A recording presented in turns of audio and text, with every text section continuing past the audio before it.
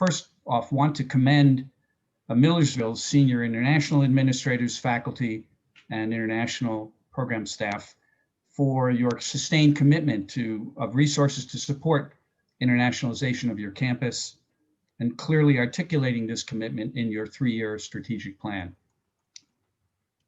So we know this year, needless to say, and it's an understatement to say anything about how crazy the year has been for all of us in higher ed, but the world's been devastated by the pandemic.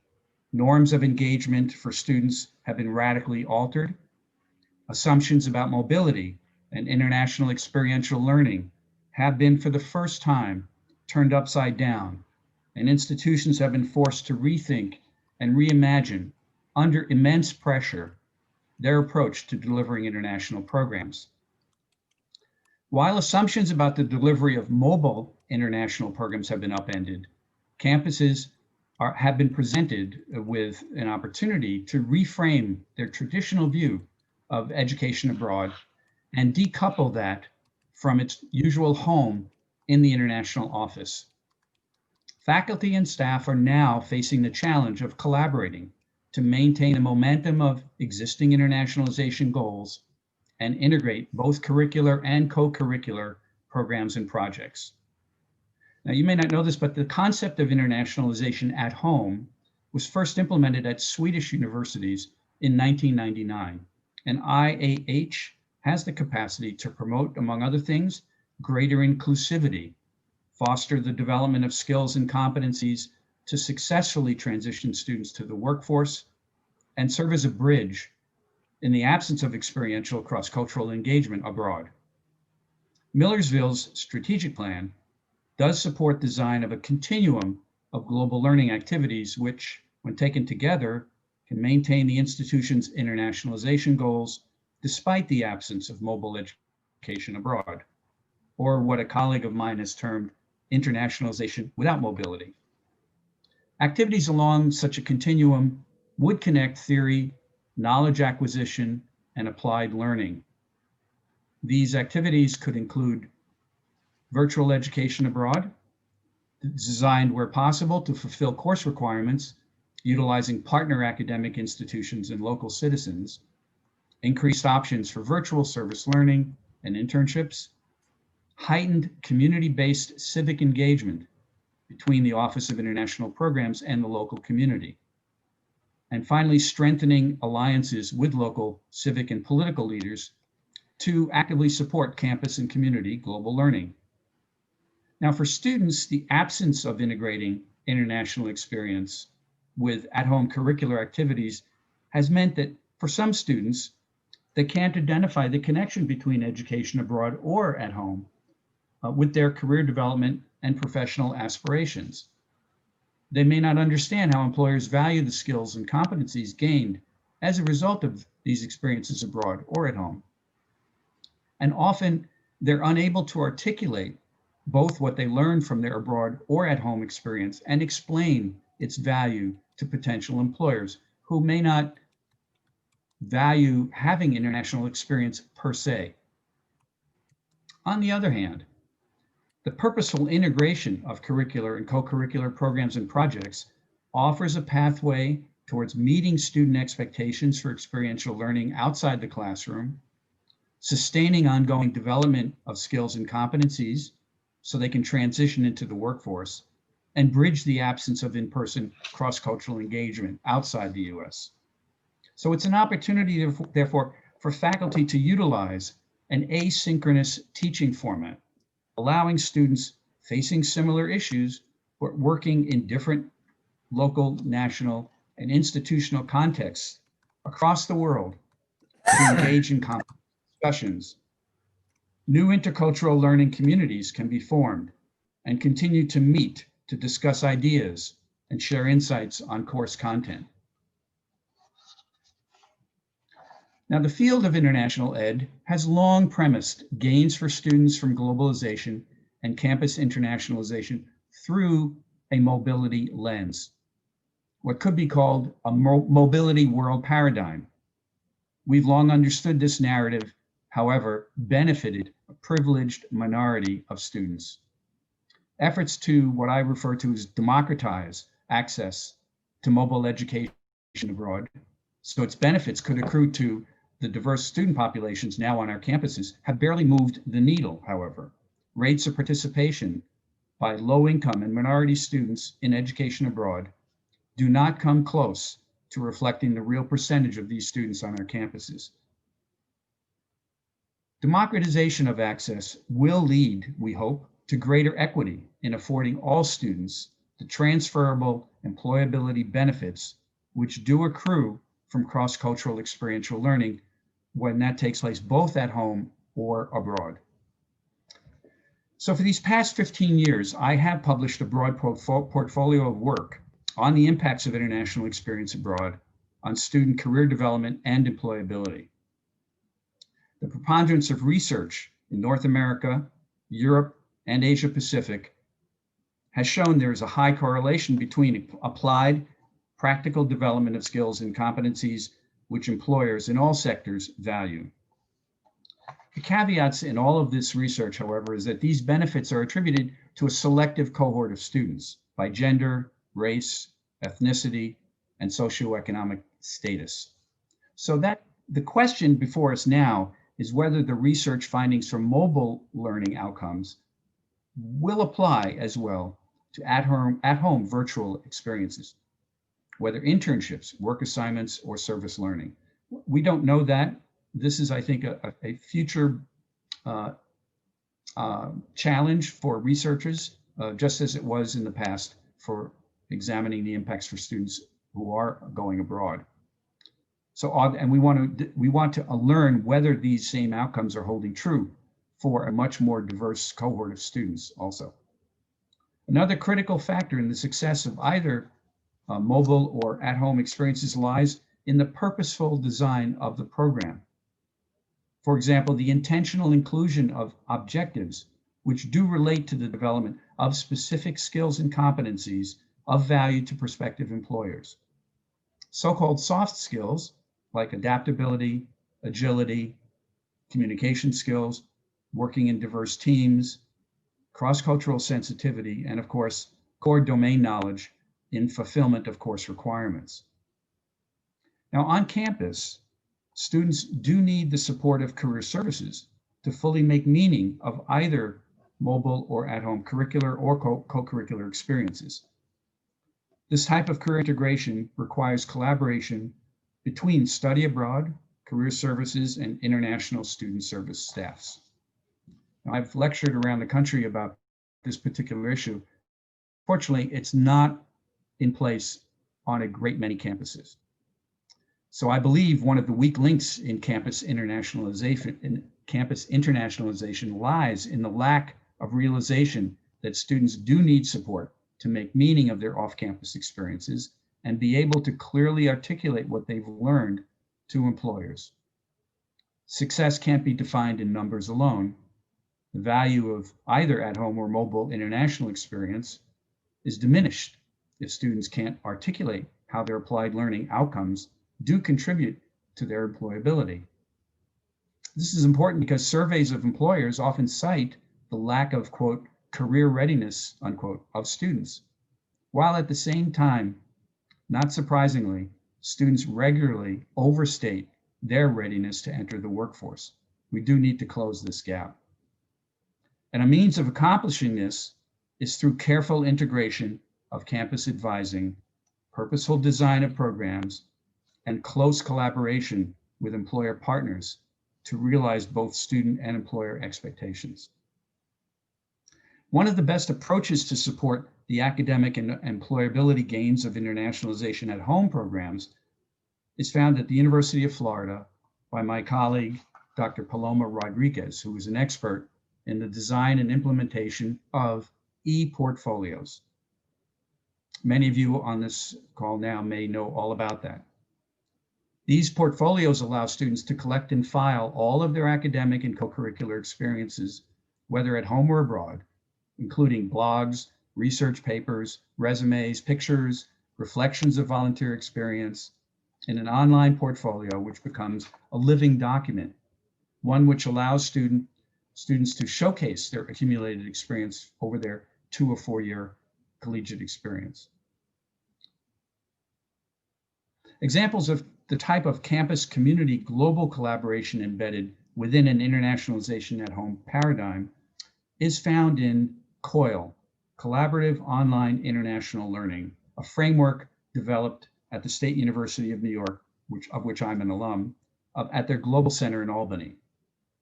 COIL is about globally networked learning and virtual exchange, a new teaching and learning paradigm promoting the development of intercultural competence across shared multicultural learning environments. And accompanying this, SUNY has developed a detailed faculty guide for course development, which is online. A set of resources I'll just say now about these remarks is going to be made available to you by Patrice. Another such resource is the Global Learning Value Rubric, which is put forth by the Association of American Colleges and Universities, which frames high-impact learning experiences in 3 domains: civic engagement, intercultural knowledge, and reasoning. The rubric and the idea of placing curricular and co-curricular experience on a global learning continuum opens up the campus to more fully integrate critical international and intercultural learning for all students, regardless of their major and across all disciplines. So in conclusion, anchoring education abroad and intercultural experience within a non-mobile frame of reference means academic institutions do have the opportunity to make international education a more inclusive and equitable practice within the overall portfolio of campus internationalization. A quote I came upon, which I like, is from the president of Dickinson College, who said, "Internationalization at home helps students to understand and build their capacity to gain perspective on local, national, and international problems and develop their skills to solve these problems, facing America now." And with that, I want to just thank you for your time, and I appreciate that you're here on the call, and I'm happy to respond to questions. Thank you, Marty. So today, something that's different from what we did yesterday or the day before is that Marty has some questions that if we had time, we would be able to answer. So I am going to have us, I'm attempting right now to unmute everyone because we'll try to have a discussion here. I wish there was a way to unmute all at the same time. And don't worry, you're not required to get on camera or anything like that. It's just I think I have everyone. Let's see. Yes. Okay. All right, so I'm going to use our chat function to put the first question, and that way we'll be able to have a discussion. Is that okay, Marty? Sure. Awesome.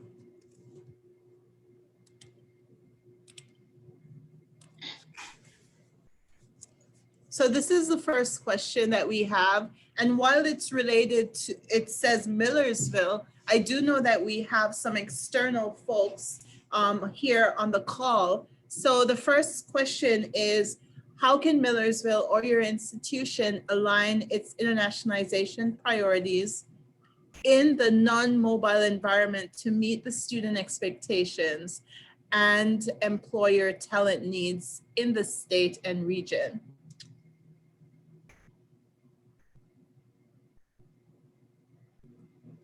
Who'll be the brave soul to? Don't be shy now, folks. Come on. I think everyone's shy. Patrice, can you hear me? I can hear you, Jason. Thank you. I don't know how many other people are on the call, but my first thought was the Sweden partnership that we have for education. I think we do a very good job helping those employers get the employees that they want and need. But what I'm pausing to think about is what can we be doing for the schools around here? Mm-hmm. You know, something that we've been talking about within our office is to see how we can get our international students into the classrooms, right? At the local schools, because while they're here studying, being a part of learning about American culture and everything, there's definitely ways for them to teach their culture. But we can expand on that because there are things that our students may learn overseas, and they can be able to share that as well in something similar to our Made in Millersville program, perhaps. Yeah, if I could jump in here, Jason, thanks for sharing that. My thought on this immediately is that, I mean, while we're all connected to what's been going on in higher ed, the whole high school exchange community, what so-called provider organizations have been suffering enormously through the pandemic.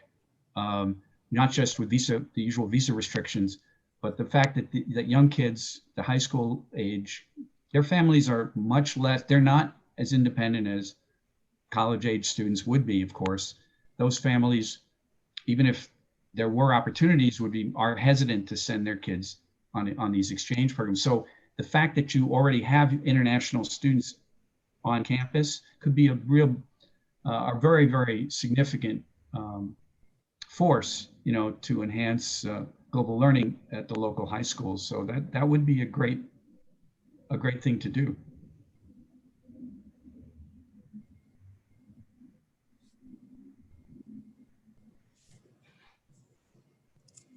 Hi, Marty. This is Smita Prabhu here. I work in international admissions at Millersville University. One of the things I was thinking about was our Experiential Learning and Career Management Center. I think that they do a great job of connecting students that are, domestic students. But I think that we could be working more closely with them to really learn and exchange information. There's the immigration front, but really more on the skills side in terms of educating them and educating ourselves on what employers are looking for when they are sponsoring those students that do meet the criteria to get sponsored for some of these H visas and things like that. So in terms of skill sets and counseling international students in the career services sense, I think that there's definitely room for growth. But I think that we sometimes struggle with how to bridge that in terms of how do we work with career services and how do we educate ourselves so that we can provide that kind of information effectively. I think that being in this virtual environment opens up some doors because, you know, there's best practices that we in the US have maybe to, you know, now collaborate virtually. But in other countries, it might be differently. So maybe we could even start thinking about how do we build, cross-communication, cross-cultural communication skill sets in the virtual environment, which in turn would make you, you know, a stronger employee or candidate. One thing I want to say right away, Smita, thanks for that. You know, I've lectured around the United States and campuses, and one of the, I do a diverse a set of workshops. One of them is often bringing together for the first time career service personnel with the staff in the international office. I've been told often, I'm the excuse for this happening. Before my coming onto a campus, they haven't been able to bridge this siloing of student affairs offices. And what you know about this is that it's not often, not necessarily true, that to be hired into a career service office position, you need your master's degree certainly as a baseline, but having international experience is not necessarily a requirement. So therefore, if you have a career staff, a robust staff even, if they do not themselves have cross-cultural learning under their own belt, you can't expect them necessarily when they are seeing a student who's asking them about the impact of their own international experience to make sense of it in terms of their career aspirations, even their resume development, their online profile, all of that is not necessarily easy for them to do. So up front, if there is an impetus on the campus, any campus, to do that sort of cross training, if you will, I think it's ultimately going to be of great value to any student, international or domestic. Thank you. Is there any other thoughts? Non-Millersville folks? I won't put anyone on the spot. Okay, then I will go to the next question that you had, Marty. And that is, what role can employers play as partners in contributing to the applied knowledge and skill development for students?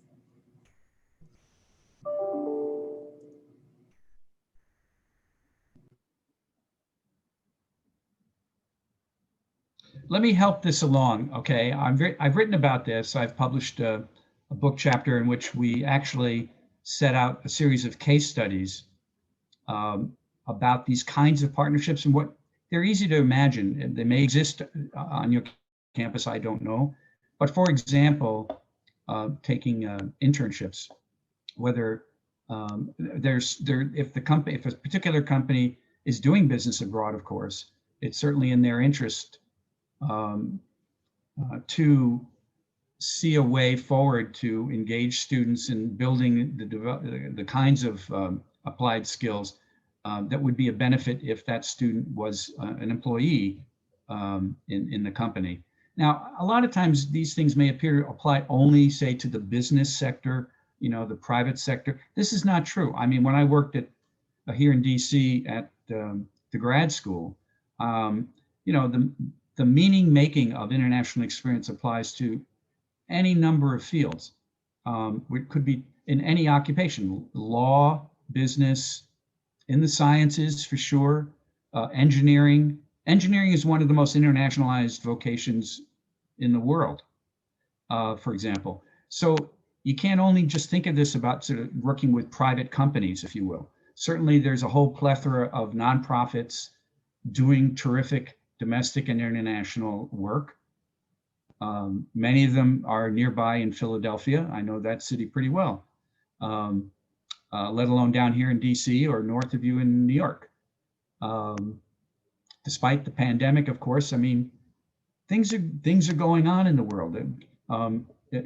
Everybody is still going to be looking, there's going to be a pent up demand, is a way to look at this, for talent. Now that we know there's the very strong likelihood of good vaccines becoming available in the new year, which is just tremendous. It's the best thing we've heard in 10 months, all of us. So what that means potentially is employers are going to begin to think again about expanding their workforce or looking at their needs again. And so therefore they'll be becoming slowly in the next year proactive again about seeing how they want to grow their services and product development domestically or internationally. So this cycle is going to start up again. Now, I'm not naive about this. The vaccine distribution could falter. It could take longer than everyone's imagination might like to believe it will take, and so forth, you know. I certainly don't hope to see the politicization of the distribution of the vaccine, but in the climate we've come through, you never know. But from the career service point of view, whether we're talking about international students and their opportunities after graduation or domestic students, going forward, the next few months, a really good opportunity to reimagine again the value of partnerships with employers in all sectors. That's so true, Marty. And something that you just said is like reevaluating and reimagining how work is done. Because I think if nothing else, what I've seen in terms of how we work, there's so many opportunities for us to expand on what is traditional. You know, and I think that going through this international crisis or this global crisis, people are recognizing, if they hadn't before, that how small the world is or how interconnected and dependent we are on each other in a sense. And I think that while we have this challenge, it is also providing us an opportunity to make changes to how we do work. And it will provide so many opportunities for better things in the future. Anyone else? Yeah, I just thought on that, Patrice, is this that, you know, I would see coming into the new semester, you know, again, in light of the more hopeful signs about the vaccine out there, the opportunity that next semester is to be more hopeful, more publicly hopeful, you know, sort of exhaling a bit and helping students to exhale and imagine their future again. You know, I think there's sort of been this retraction of imagination due to the isolation of that all of us have had for the past 10 months. And going forward, I think every campus in the world has a chance to just help their students, you know, breathe deeply again, see the future a little more brightly, and it's a really important sort of mental health role for campuses, I think, if I could say it that way. Thank you so much. Anyone else? Marty, I just was wondering from, you know, your experience, you know, maybe networking with more employers out there, do you see employers maybe, you know, that would normally want people to be there in person, opening up and saying, oh, you can do this work virtually, and then there being more opportunities for students to be employed in the US or, you know, any country abroad because they don't need to be sponsored for these work visas? Yeah, that's a great question. I would suspect so. It'll be interesting to see if, for instance, NASA begins to unravel that a bit in the coming months and gathering information about that. Maybe it'll be through NACE, you know, the National Association of Colleges Employers. For those of you who might be in the career service field, that's their principal network. But certainly domestically, I mean, all my friends and colleagues are mostly at home and have been told by their employers to stay there. And to, I mean, everyone I know has been sort of reimagining the role that way. Very intimately, I can tell you, you know, NAFSA, for instance, the staff here in Washington, where I am based, has not been in their offices since March, and will not be there.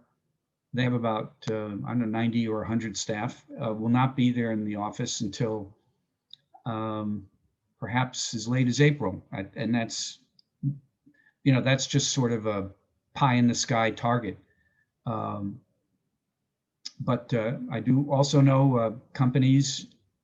Look at the State Department. Pick any sector and any type of organization. You know, the World Bank here in DC is the largest employer in our city. 10,000 employees at the World Bank. Most of them are not there downtown, and the bank has operations globally. You know, every corner of the planet. So, I mean, I think people have actually what the pandemic, I hate to use this sort of language, you know, I was going to say if there's any silver lining, it's just such a terrible way to frame anything you want to say. But if there would be one, it's that everyone is gaining new experience in working virtually and learning how to assess and evaluate that opportunity, the pluses and minuses, the needs that are there for having staff not in an office, you know, the technological needs, the equipment, and the connectivity, all of that. I imagine they're going to be, if I was in career services work now, I'd be sort of surveying a lot of people out there as to how they're reimagining new work roles to deal with the technology issues that have been arising all this year so far. You know, I'm sure going forward, the larger the corporation, the greater the need is to pay attention to workforce needs that are all around the issue of connectivity and engagement in their global teams. I'm not an expert in that, but you know, that's what I'm reading. So, Smith, if that's a long answer to your question.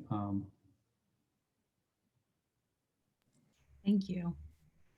I know that back in March and April, that's definitely something that Millersville talked a lot about in terms of surveying the needs of the staff members and the students who were basically told that they needed to stay home because it was realized quickly that there was a divide in between the folks who had the capacity to do the work based on connectivity and those who did not, or even whether or not they had space to be able to work online or remotely versus whether or not there's just not a quiet place to do that.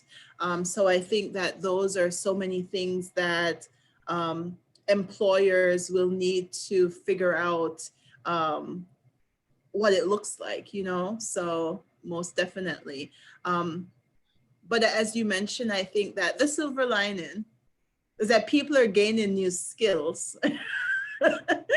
You know, if they were. We're all learning about the limits of our own sort of capacity to tolerate working online. You know, that's a new experience for everybody, no matter what level in any organization we're talking about. Yeah. You know. So true. We have one final question. And I want people, if you have specific questions for Marty, this is the time, because I think we're maybe about 10 minutes or so left in our conversation. So please feel free to ask questions that you might have, either in our Q&A section or in our chat box, or if you're brave, you can definitely turn on your microphone. Let me just interrupt a second right here, Patrice. And for those of you who are still on the call, thanks for hanging in here. I am very active despite my gray beard. I have an active Twitter presence.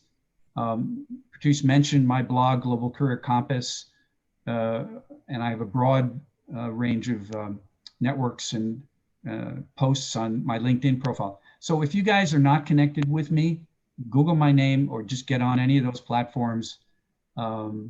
Be happy to respond there. So how can your institution strengthen its message or perhaps connect the dots that purposefully that purposefully designed learning experience at home, within or outside the curriculum, can be correlated with gains in student employability. And this might be even for some of our faculty members that are here on the call. Okay, I want to put in a caveat right now. I was thinking how to weave this in before, while we were together. I don't want you guys to go away thinking this fella, Marty Tillman, is all about the issue of, he's only concerned with like students going to college to get a job.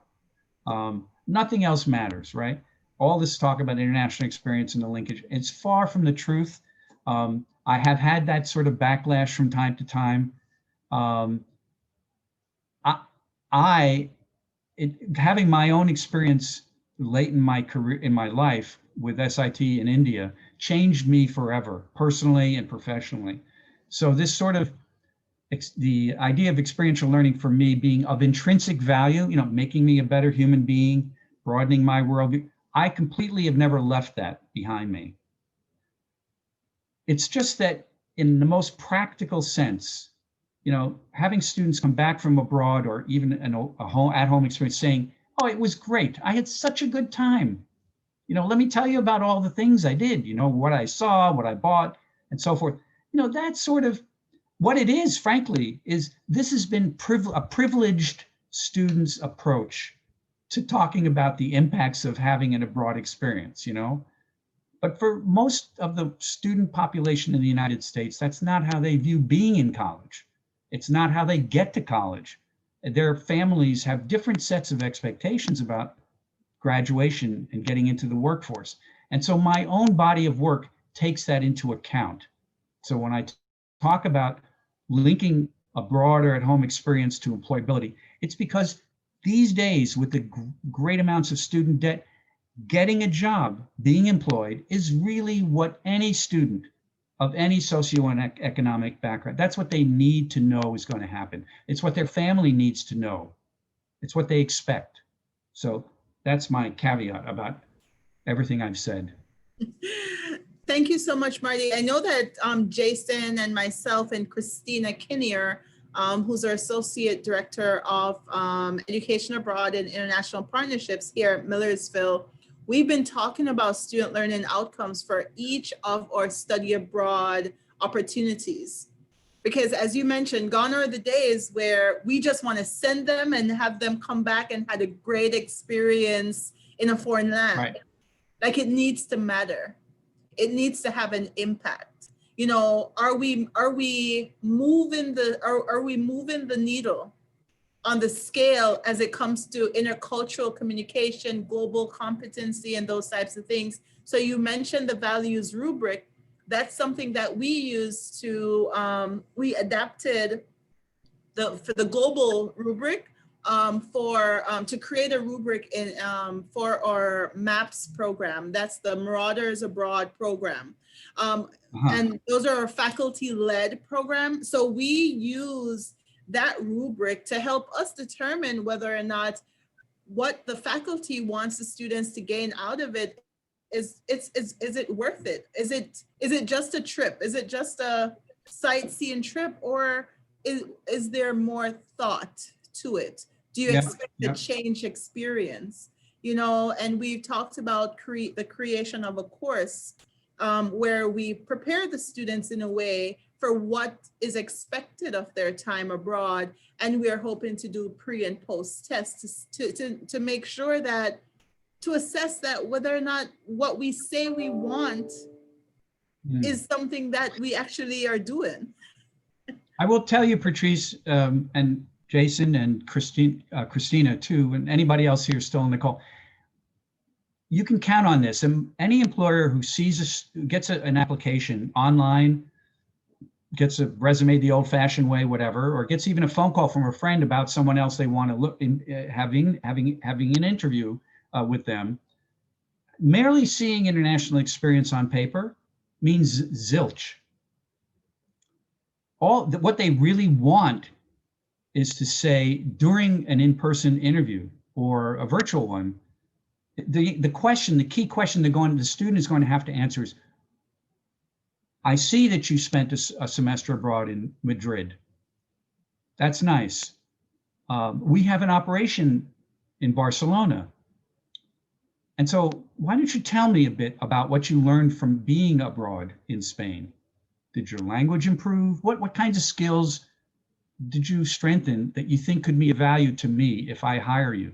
This is the central question any student has to be prepared to answer.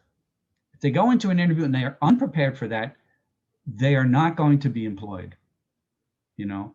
And so where we've gone wrong, again, is we really hadn't, I think it's the institution's fault historically.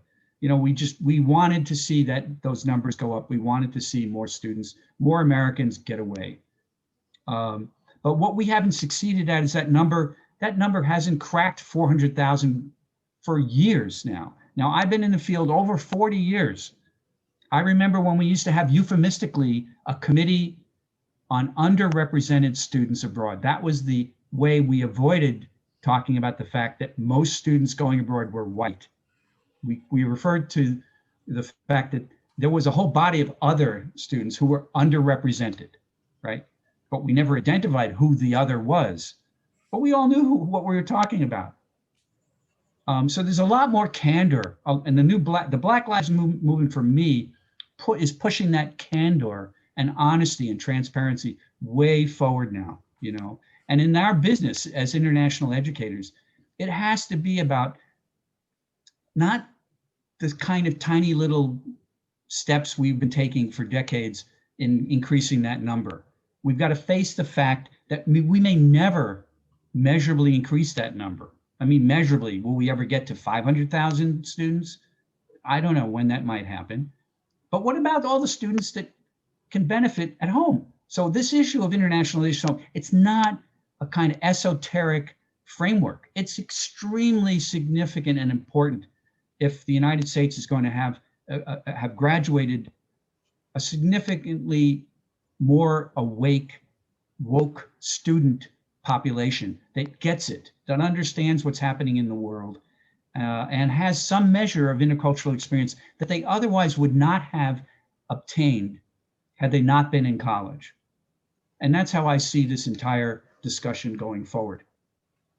Marty, could I ask a follow-up question? Yeah, Jason, is that you? Okay.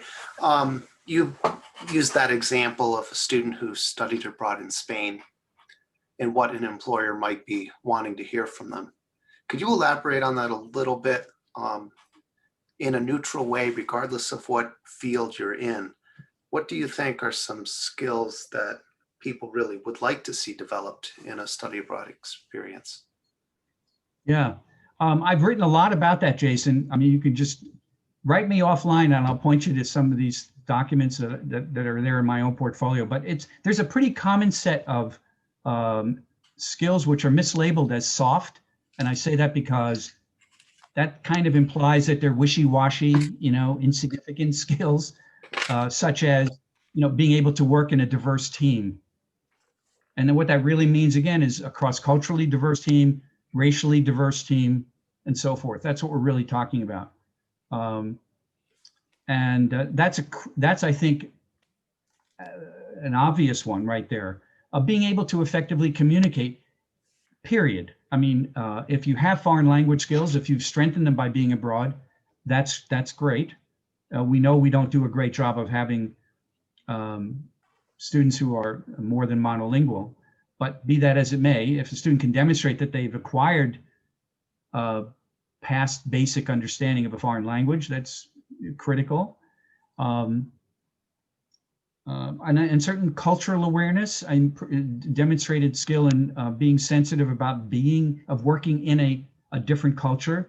Now that may also be working at home in a different culture from where one comes from, certainly. It's always been interesting, Jason, my own comment on that is back when I was in college in the late 60s, and when the Peace Corps got started, there was a rush of all of the undergrads back then who didn't know what they wanted to do when they got out to join the Peace Corps and go abroad. But at the same time, a little known fact is that the United States had a program at home called VISTA, or volunteers in service to America. Never, ever was that as popular as going abroad. You know, you could never convince students that, okay, if you want to have a kind of exotic experience, very different, well, why not volunteer to serve in a low-income community in a different city and state at home, you know? That's a kind of, I think that sensitivity is really quite essential. As I said in my remarks, I mean, employers do not really value per se having international experience on a resume. And I think a sensitive employer also will understand that that particular kind of experience is available only to a privileged cohort of the population of undergrads in the United States. And so therefore, in order to not be biased against the learning experiences of the preponderance of other undergraduates that they might have resumes from, it's important for them to sort of have some perspective. And the perspective is going to come from the student, Jason. The student needs to understand how to articulate how having an experience at home in a different community, what was the impact of that? You know, what was the new knowledge they gained? What was the new perspective that they gained? Different from what they had in their own life at home here in the US, in their state, their city, their state. I hope that was helpful somewhat, but there's plenty of data about this empirically that shows what employers are looking for and what they do and don't value. It was helpful. Thank you. I see that. Oh, I will say one last thing. Excuse me, one last thing, Jason. To my surprise, years ago, you know, language skills is not actually at the top of the list of what employers value. Ironically, given what educators would like to see. So. Yes, and I see that Christiana Kasner had a question. Are employers inclined to value non-mobile experiences in the same way they value traditional study abroad? Well, we'll have to wait and see, Christiana. There's going to be there's going to be a much broader cohort of students now from which we can gain data to understand the answer to that question. Again, it depends on the employer. It depends on the nature of the work they're involved with, I think.